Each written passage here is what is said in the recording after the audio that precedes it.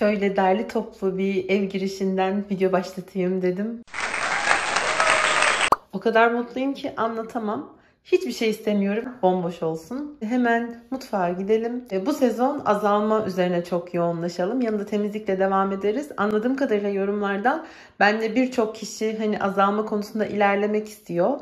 Ben bir aşamaya geldim. Şu an benim için 3. aşama. Böyle aşama aşama çünkü ilerleyebildim.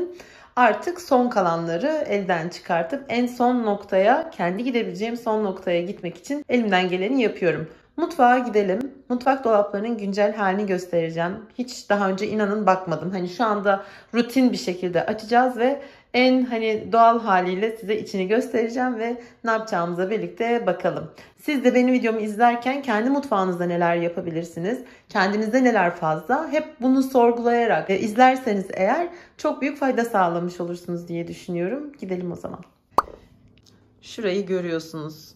Yer bulamadığım her şeyi mecburen oraya koydum. Çünkü dolapların içine bir bakalım. Haksız da değilim aslında.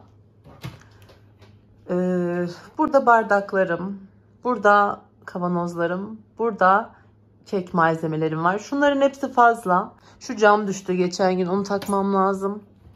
Burada günlük yemek tabaklarım var. Burada bir sıkıntı var işte. Ben bunları misafirler geldiğinde hiç kullanmadım. Bunları misafirler geldiğinde kullanmadım. Bugün en faydalı bu tarafa kullanacağım. Orayı faydalı bir hale getireceğim. Buranın son durumu nasıl? Burada memnunum. Buradan bir sıkıntım yok. Burada çok bir şey yapmayacağım ama yine bir kontrol edeceğim. Ve burası baharat dolabıydı benim için. Burası da böyle. Şimdi aşağılara bakalım. Burası çok kullanışlı değil. Burası da bir yoğunluklar var. Bir sıkışıklıklar var. Buradan şey geçiyor. Şu arkadan bir boru geçtiği için bu dolap hiç kullanışlı değil. Yani az dolabım var. Bir de dolapların içinden bu tarz boru şeyleri geçtiği için daha da kullanışsız olmuş. Çekmeceliklerim fena değil. Geçen sefer güzelce bir düzenlemiştik. Hani temizlemiştik. Ondan çok büyük bir değişiklik olmamış. Burası nasıl? Burada ufak belki bir toparlama, düzenleme yine yaparım, ayıklama yaparım. Ama bunlara bir yer bulup bu tarafı bir hafifletmem lazım. Biliyorsunuz şurada da bir dolap var. Burayı çok kullanamıyorum. İşte burayı bugün verimli hale getirip buzdolabının üstünün yükünü öyle hafifletmeyi düşünüyorum. Hadi hemen başlayalım. Hiç vakit kaybetmeyelim. Bugün mutfakları düzenleme günü olsun hepimiz için.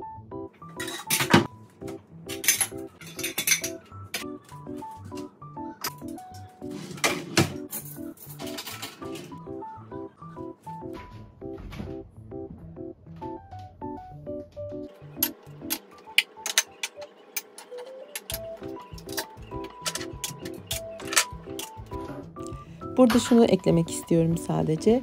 Burayı böyle dağınık görüşünüzün son hali. Bunu size temin ediyorum ve kendime de bununla ilgili söz verdim. Çünkü benim sorunum yer bulamadığım fazla eşyalarımı bir yerlerde böyle sıkıştırmam. Ama şimdi her şeyin sabit bir yeri olduğu ve fazla eşyam olmadığı için her kullandığımı yıkayıp yine aynı yerine koyacağım. Dolayısıyla bir dağınıklığım oluşmayacak. Böyle planladım. Ona göre bir düzen kurdum ve eşyaları çıkarttım. İnşallah da böyle ilerler.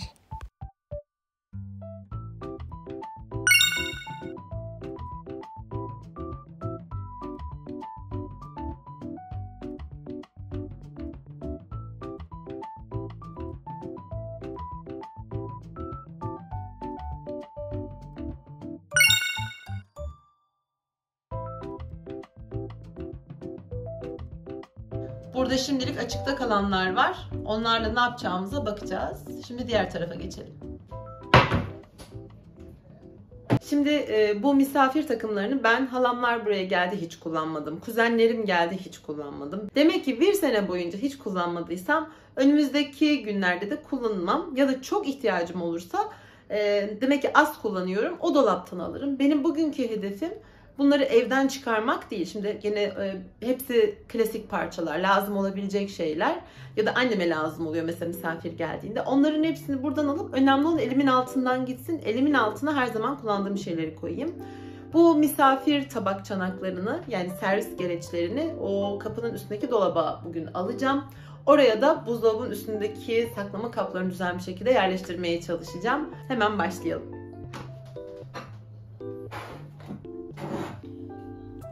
Sizlerden bir ricam olacak. Videonun sonuna gelindiğinde mutfakta nelerim fazla sizce? Onları bana söylerseniz ya da nelerim eksik benim için çok böyle yol gösterici olur. Ben bu şekilde yapabiliyorum. En son geldiğim nokta bu nokta oldu.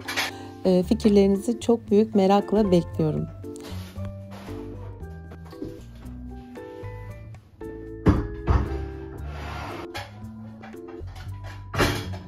Şimdi pimpirikli anne tarafım geldi. O dolap devrilmez değil mi? O tabakları koyduğumda çok ağırlaşacak. Hiç oraya daha önce bu kadar ağır bir şey koymadım. Çok sağlam gözüküyor. Herhangi bir şey olmaz herhalde. Yani ne yapacağımı bilemedim şu an. Birazını oraya koyayım. Çok yüklenmeyeyim diye düşündüm şimdi. Bilmiyorum, siz de bana destek olur. Siz olsanız hepsini koyar mıydınız? Böyle bir riski var mı? Bana fikir verirsiniz. Ama ben şimdi birazını koydum. Çok ağır oldu. Sonra aklıma kötü şeyler geldi. Şey yapmayacağım. Kalanları da başka bir şekilde yapacağım.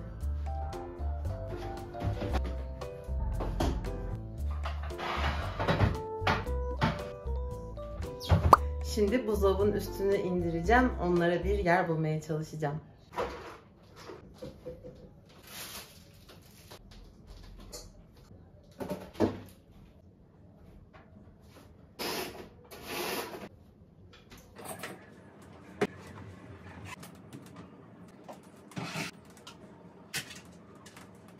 Büyük kapları buraya, ortancaları buraya aldım. Bu robotu da buraya aldım. Onu çok sık kullanıyorum. Burada da yine tabaklarım, onun yanına da kurutmayı aldım. Her şey gözümün önünde ve elimin altında olacak şekilde oldu. Kullanmadığım hiçbir parçada görünürde yok şu anda. Bu da çok önemli. Bunu da çok kullanıyorum. Bu da burada yine robotun yanında dursun. Şimdi bu kalanlarla ne yapabiliriz? Onu beraber bir düşünelim.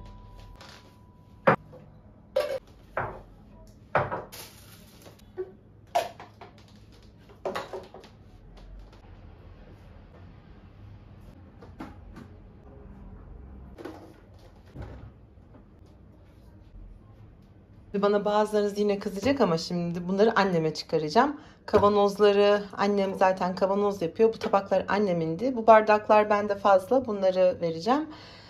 Böyle kapları da annem deposunda topluyor. Sağa sola giderken bir şeye götürüyor. Yeri var. O yüzden bunları oraya götüreceğim. Bunlar çocuk şeyleri. Bunları şimdi birazdan kaldıracağım. Bu temizlik tencerem. Asıl olay bunlar. Şimdi ben şöyle bir fikrim var. Hemen göstereyim. Buraya rafım var benim. 2 tane raf yaptırıp buraya bir kahve köşesi yapmak istiyorum. Ama öyle hani bir kahve köşesi değil de kahve makinelerini koyup işte bu tarz fincanları koyup köşem burada olsun diye düşünüyorum. Yani kahve malzemelerinin hepsinin bir yerde olması bana çok iyi hissettiriyor. Çünkü canım sıkıldığında hani oraya bitki çayları da koyuyordum. Aydın'daki evimde olan köşem benim en sevdiğim köşemdi. Pandemi döneminde öyle bir yer yapmıştık. Hani hep evde olduğumuz için. Burada da 2 tane rafa, çünkü bir de dağınıklık oluyor. Şimdi cezve burada, işte makinem, kahve makinelerim bir yerlerde, çıkarmaya üşeniyorum, kullanamıyorum. İstiyorum ki elimin altında olsun. Ben onları istediğim zaman kullanabileyim. O yüzden raf olarak düşündüm. Öyle bir şey yapabilirim önümüzdeki günlerde. Ama onun öncesinde de bu duvara birazcık tamirat yapmam lazım. Birazcık deformeler oldu. Sandalyenin değdiği yerler şey oluyor, kalkıyor. Birazcık burada da işlerim olacak ama bugünkü işim başka. Atacağım da çok fazla bir şey yokmuş ama yeri yanlış olan şeyler varmış. Çünkü hepsi aslında ihtiyaç olan şeyler. Ben çok fazlaydım. Eski halim bilenler bilir. Ben çeyiz takımlarımı bile dağıttım. Annemin hala kızdığı yemek takımlarımı, bardak takımlarımı, böyle her bardağı çeşitli olan takımlarımı, kahvaltı takımı dağıttım. Yani her şeyi verdim. O kala kala sadece kullanacaklarım kaldı elimde ve kıyamadığım birkaç şeyim. Şimdi güzel bir düzen oldu. Bundan memnunum şu anki aşamadan. Bir buzdolabının üstünü temizleyip zaten Lide'yi de alma vaktim geldi sayılır. Bu şekilde planlamıştım. Onu alana kadar bu işi aradan çıkartırsam dönüşte de kalan işlerimi yaparım. Oynamak istemiyorsan onunla oynama. İstemiyorum. Tamam. Ben fark ettim. Oynamak istemiyorum. Neden teyze bak? Çok güzel olmuş. Oynamak istemezse Israr ediyor sanırım biraz bir şeylerde. Çok ısrar oynamak ediyor. istemiyor mu o çocuk? Yok, Dila istemiyor. Kızlar yukarıya çıktı. Evimin bütün işlerini bitirdim. Şimdi marketlere gidip geleceğim. Birkaç eksik var. Onları alalım beraber.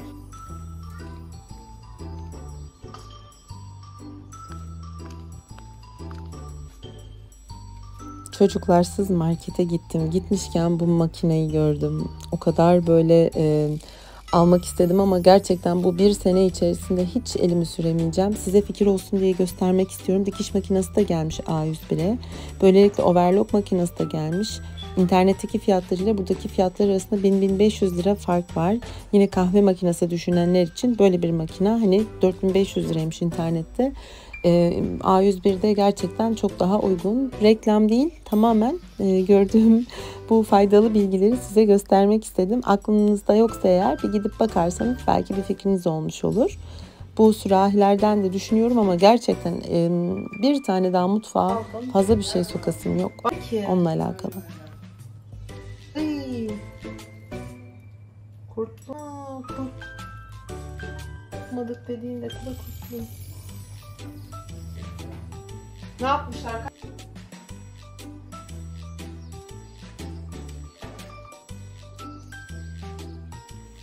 Geçen yaz bu zamanlar nasıl incir yiyordum. Geçen yaz videolarımı izleyenler bilir. Nazar değdi. Bu sene yani hiç yemedik. Onların da hepsi dalında çürüdü, kurtlandı.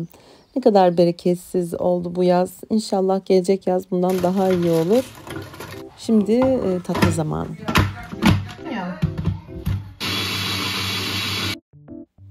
Annem uğradı. Eli boş göndermeyeyim dedim. Onun için ayırdığım fazlalıkları ona veriyordum. Çocuk malzemelerinde, bebek malzemelerinde parkta tanıştığım Lila'nın kıyafetlerini verdiğim o arkadaşa vereceğim. İhtiyacı var. Onları da kullanacaktır umarım keyifle.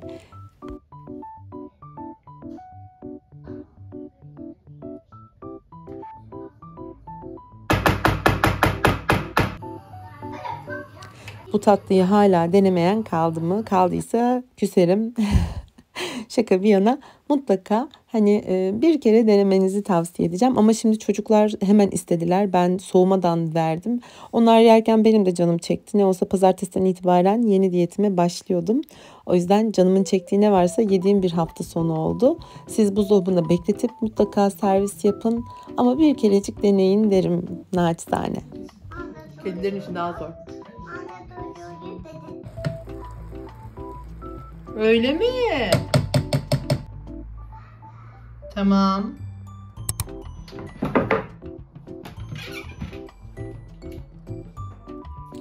Ve kaldığım yerden işlerime devam ediyordum. Yani bırakmayacaktım peşini. Bu işleri istediğim gibi olana kadar devam ettirecektim. Burayı temizlerken önce temizleyeyim güzelce, dökülenleri toplayayım. Şu tahtadan mutlu değildim. Bunu babam yapmıştı biliyorsunuz. Oraya biz sonradan eklemiştik. Bu çiçekli yapışkan her derde deva. Benim burada da böyle içim açtı. Gönlümü mutlu etti.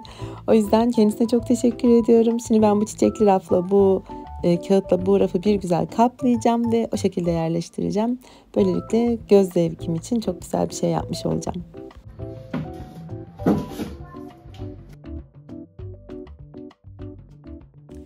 Kavanozların da şöyle güzelce tozunu aldım. Çok kirli değildi içleri. O yüzden dışını silmem yeterli oldu.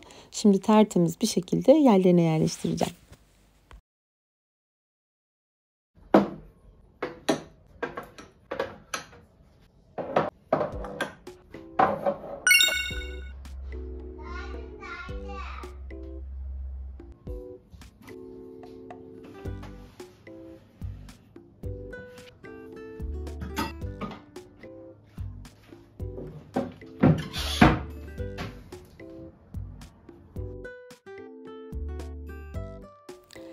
Ve benim karanlık yerlerim, yani size göstermediğim kirli yerlerim, yine döktüm kirli yerleri. Bir güzel burayı temizleyeceğim. Temizlemekle kalmayıp çok da güzel bir güzellik yapacağım yine buraya.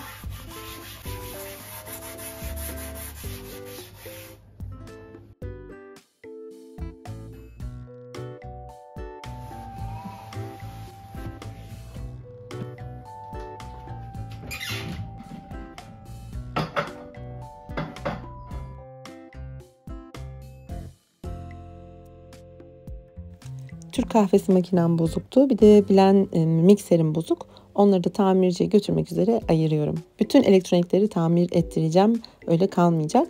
Bunlar da evden çıkardıklarım. Bunları da o arkadaşa vereceğim. Bu lavabonun eski halini hatırlarsanız böyle boyayıp orayı da renklendirmiştim. Şimdi burayı önce boyamaya karar verdim. Bu beyaz boyayla güzel olacağını düşündüm. Boyadım ama ondan sonra boyanın beni mutlu etmediğini fark ettim. Önemli olan denemekti ve böyle daha güzel olacağını düşünerek bu yapışkanı yapıştırdım. Çok da hoşuma gitti. İnşallah siz de beğendiniz.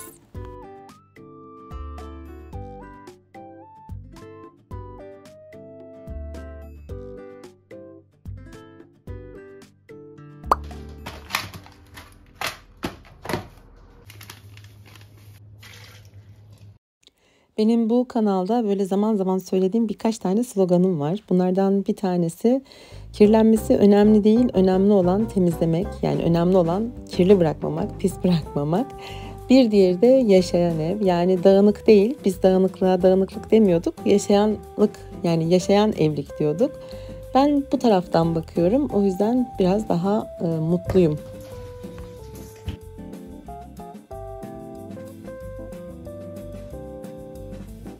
Bir şey daha söylemek istiyorum. Yani bu yaptığım işlerin aynı işler olduğunu düşünmeyin sakın. Çünkü her defasında bir aşama daha ilerliyorum. Bir aşama daha azalıyorum. Bugün yine evden yaklaşık 9 tane parça çıkardım. Az önce gördüğünüz o çocuk şeylerini. Yani bunun sonuçta hiçbir şey yapmamaktansa bir şey yapmış oluyorum ve bir adım öteye gitmiş oluyorum. Her günümüz bir önceki günümüzden böyle daha iyiye, daha güzele, daha sadeye gitsin inşallah diye içimden dualar ederek.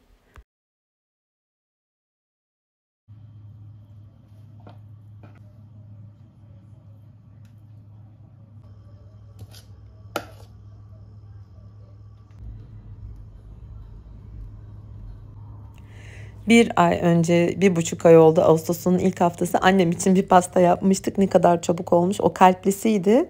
Burada onun bir değişiğini yaptık. Yuvarlağını yaptık. Dedemize uygun. Üstünde kızlar böyle pasta süsleriyle süslediler ve birazcık böyle kendini bırakmış bir görüntüsü olsa da çok lezzetliydi. Bizim için önemli olan beraber kutlamak, mum üfletmek, beraber emek vermiş olmaktı.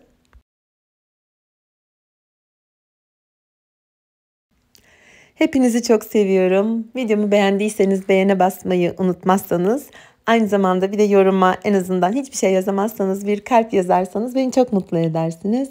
Kendinize çok iyi bakın. Yeni bir videoda inşallah en kısa zamanda görüşmek üzere. Hoşça kalın güzel arkadaşlarım.